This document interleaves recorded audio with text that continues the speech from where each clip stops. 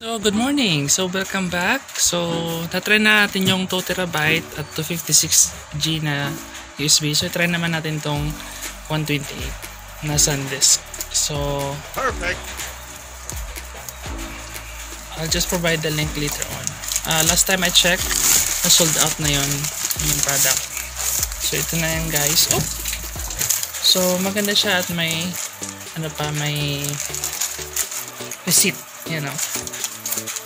Yan, yung receipt. So, may warranty siya from PC Works Solutions.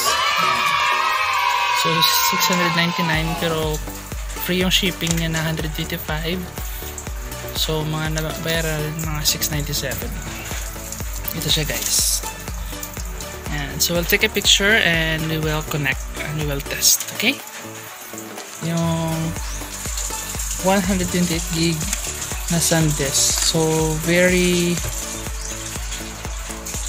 i-check natin kung durable din siya. So, ito yung dito na natin na siya i-cut. So, we will cut this one. Okay. And wow! So, yan na siya guys. Paano ba ito?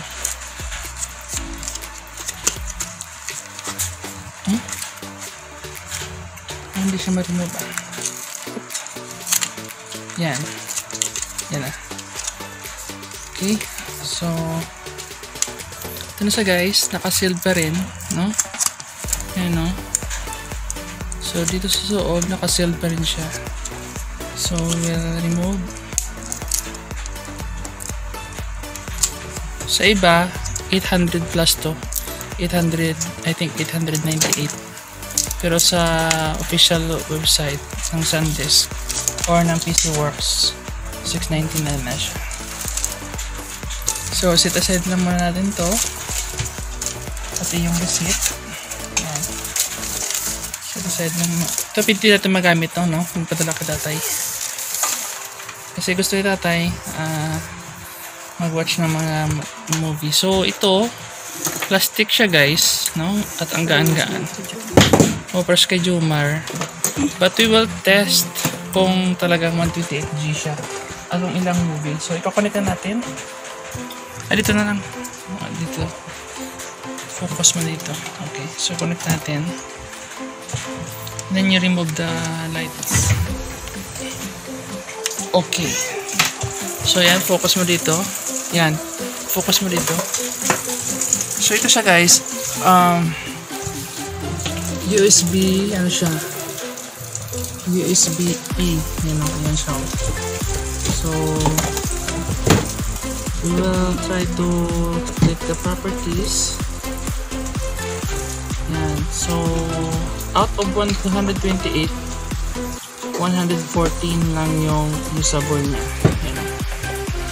So, we will reformat. Ngayon, naka-FAT32 siya. So, try natin siyang i-reformat.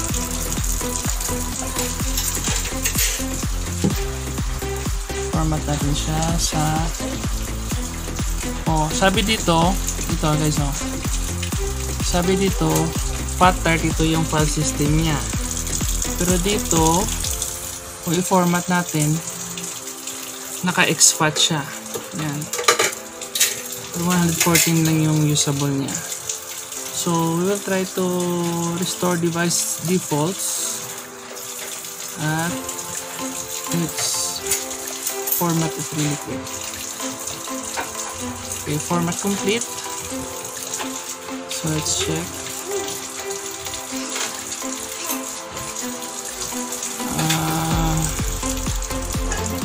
So, 114 pa rin siya.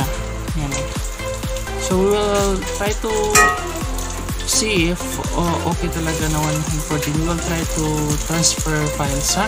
Pagkita ko na lang sa inyo mamaya pag natapos na ng transfer. Okay, keep watching. Okay guys, so welcome back. So this is our last video for today. So this is the USB guys na Sandisk 128 gig yung marketing niya, pero ang magagamit natin is 114 gig, which is okay na for the price, no? So 699 699 yung price niya. Nag-ask sana ako ng partial refund sa seller, pero walang option, no? So walang option.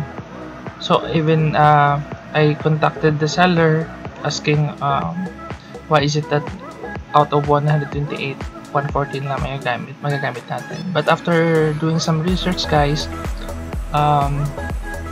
it's something to do with the binary, with the partitions ng mga flash drive. So I think okay na, fair na rin siya. Pero you cannot file a return for refund or partial refund without returning the item, you know.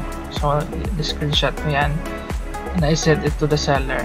Okay, so na-mark natin siya as receive. So naka-earn tayo ng points or ng coins. Yan, free shipping siya. So 699 less yung coins, so 697. Worth it siya, guys, because this is for my tatay. So worth it siya, guys, na legit siya, okay siya. Okay, so yun nga lang, hindi responsive si seller. Okay, so but anyway, if you found this video helpful, don't forget to subscribe. Okay, thank you so much for watching.